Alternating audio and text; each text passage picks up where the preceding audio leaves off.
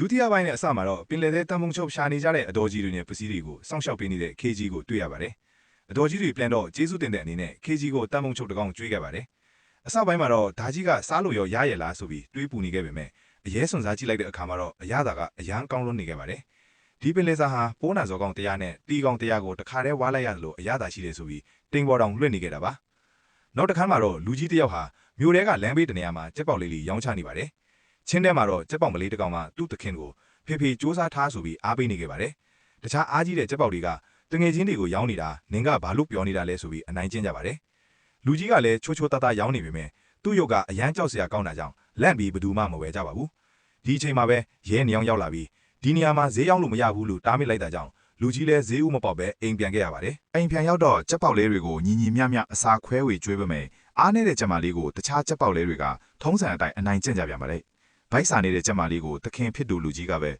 အပြင်းထုတ်ပြီးကျင်းကျင်းနာနာအစာကျွေးခဲ့ပါတယ်။နောက်တော့ကြက်မမလေးကိုပေါင်ပေါ်တင်ပြီးရုပ်ရှင်အတူတူကြည့်နေခဲ့ပါတယ်။ကြက်မမလေးကလည်းရုပ်ရှင်တဲကမင်းသားကဖေဖေလိုပဲအရန်လန်းတယ်ဆိုပြီးတွေးနေခဲ့တာပါ။ဒီအချိန်မှာပဲအမှတ်မထင်ဇလန်တဲကမင်းသားရဲ့နှုတ်ကြောကမားယုတ်တတူးကိုကြက်မမလေးကမြင်သွားပြီးဖေဖေနှုတ်ကြောကတတူးနဲ့တူတူပဲအရန်မိုက်တယ်လို့ပြောခဲ့ပါတယ်။ဒီအချိန်မှာပဲသခင်ဖြစ်သူကလည်းဒါဟာငါးပုံတတူးထပြီးတိတ်ခါရှိတဲ့လူတယောက်ထိအောင်ထိုးထားတာထိချောင်းရှင်းပြခဲ့ပါတယ်။ကျမမလေးကလည်းအရန်သဘောကျတာကြောင့်သူ့ကိုလည်းထိုးဖေးဖို့ပူစာနေတာကြောင့်လူကြီးကကျမမလေးရဲ့နှောင်းကြောမှာဝတ်တရားလို့အတိတ်ပဲရတဲ့စလုံးတစ်လုံးကိုရေးထိုးပေးလိုက်ပါလေ။ဒီစလုံးရဲ့အတိတ်ပဲဟာအားနဲ့တဲ့သူကိုကယ်တင်ပြီးတန်မာတဲ့သူကိုအန်ထွေးရမယ်ဖြစ်ကြောင်းမှရှင်းပြခဲ့ပါတယ်။နောက်နေ့မှာတော့အင်္ဂလာကမပေးနိုင်လို့အထိုးခံလာရတဲ့ကျမမလေးရဲ့သခင်ရာစုအိုကိုတွေ့ရပါတယ်။ကျမမလေးကစိတ်ပူနေခဲ့ပြီးရာစုအိုနဲ့အတူတာကြီးမာဆိုတဲ့လူစိမ်းတစ်ယောက်လည်းပါလာပါတယ်။ထိုလူစိမ်းကစိတ်မပူနဲ့ညီလေးကိုကြီးကုမ္ပဏီတစ်ခုထောင်တော့မှငါကုမ္ပဏီမှာမင်းကိုယာဒူးကြီးပေးမယ်ဆိုပြီ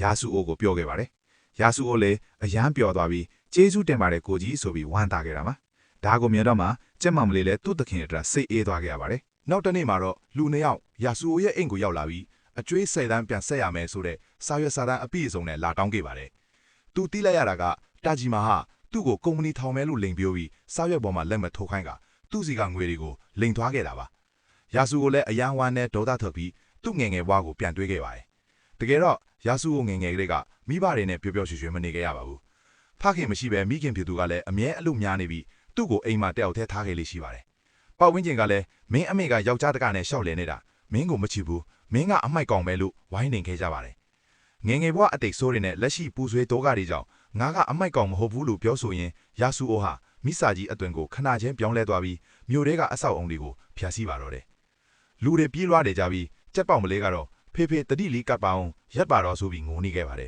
။ဒီချိန်မှာပဲကဲတင်ရှင်ကြက်ဖာကြီး KG ရောက်လာပြီးမိစာကြီးရဲ့လက်ကိုစတင်တိုက်ခိုက်ပါတယ်။မိစာကြီးလည်း KG ဘက်ကိုလှည့်ပြီးတိုက်ခိုက်ဖို့ပြင်းပါတယ်။ KG ကသူ့ရဲ့အထူးတိုက်ကွက်နဲ့အဆုံးသတ်ဖို့ပြင်းနေချိန်မှာမိစာကြီးရဲ့ကိုယ်ပေါ်မှာဖေဖေကိုမလုပ်ပါနဲ့လို့တောင်းပန်နေတဲ့ကြက်ပေါက်မလေးကိုတွေ့ပြီးအငိုက်မိသွားချိန်မှာမိစာကစတင်တိုက်ခိုက်ခဲ့ပါတယ်။ KG လည်းအသားရရှောင်လိုက်ပြီးအနောက်ကနေသူ့ရဲ့အထူးတိုက်ကွက်ထူတဲ့အတန်လွိုင်းတွေနဲ့မိစာကြီးကိုတိုက်ခိုက်လိုက်ကပြုတ်ကျလာတဲ့ကြက်ပေါက်မလေးကိုလည်းအချိန်မီကယ်တင်ပေးခဲ့ပါတယ်။ထိုအချိန်မှာပဲမိစာကြီးလည်းပောက်ကွဲတေဆုံးသွားပါတယ်။ကြက်ပေါက်မလေးလည်းအယံဝမ်းနေပြီးဖေဖေထပါဦးဆိုပြီးအော်ခေါ်နေခဲ့ပါတယ်။ KG ကသူတေသွားပြီးထမှာမဟုတ်တော့ဘူးလို့ပြောလိုက်ပါတယ်။ကြက်ပေါက်မလေးကလည်းနင်းကလူဆိုးကောင်ငါဖေဖေကိုတတ်တယ်ဖေဖေတနာစရာလေးလူပြောဆိုရင် KG ကိုရိုက်နေတဲ့အချိန်မှာပဲအသက်မသေးသေးတဲ့သူ့သခင်ကိုတွေ့လိုက်ရပါတယ်။ကြက်ပေါက်မလေးကလည်း KG ကသူ့သခင်ကိုကယ်လိုက်တဲ့အခက်အမှန်ကိုတီးသွားတဲ့အခါမှာတော့ KG ကိုအယမ်းလေးစားပြီးကျွေးသွားပါတော့တယ်။ KG ထွက်သွားဖို့ပြင်နေချိန်မှာကြက်ပေါက်မလေးကသွားတော့မလားလို့မေးခဲ့ပါတယ်။ KG ကငါတာဝန်ပြီးပြီလို့ပြောပြီးထွက်သွားခဲ့ပါတယ်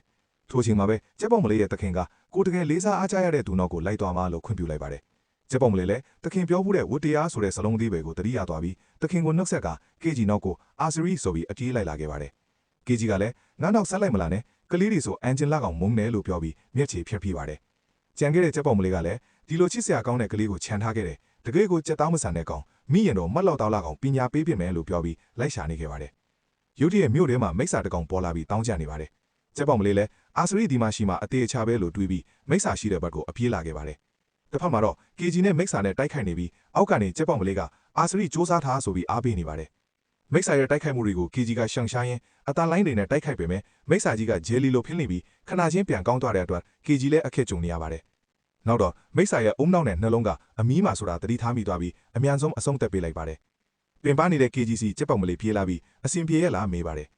ထိုချိန်မှာမိစ္ဆာကမတည်သေးပဲကြက်ပေါက်မလေးကိုတိုက်ခိုက်ဖို့ကြိုးစားတဲ့အတွက် KG ကဝင်ကယ်လိုက်ရမှာအပြင်းထန်ဒဏ်ရာရသွားခဲ့ပါတယ်ကြက်မလေးလည်း KG ကိုလူလေးမမြင်နိုင်တဲ့နေရာကိုခက်ခက်ခဲခဲတည့်လာခဲ့ရပြီးအစားအသောက်တွေရှာကျွေးကပြုစုခဲ့ပါတယ်ရက်အနည်းငယ်ကြာပြီး KG နေပြန်ကောင်းလာတဲ့အခါဘေးမှာပင်ပန်းပြီးအိမ်နေတဲ့ကြက်ပေါက်မလေးကိုတွေ့လိုက်ပြီးဒီကလေးရဲ့ပေါ်မှာအကျွေးတင်ရတယ်ငါအိုလာပြီပဲလို့စိတ်ထဲကရေလွတ်နေခဲ့ပါတယ် ကြက်ပေါက်မလေးနိုးလာတဲ့အခါ KG ကဝန်ထုတ်ဝန်ဖို့ဖြစ်လာရင်တော့ဆွန့်ပစ်ထားခဲ့မှလို့ပြောလိုက်ပါတယ်ကြက်ပေါက်မလေးလည်းသူကယ်ထားလို့အသက်ရှင်တာကိုဝတရားမသိဘူးလို့ဒေါသတကြီးပြောပြီး KG ကိုတစ်ချက်တီးပေးလိုက်က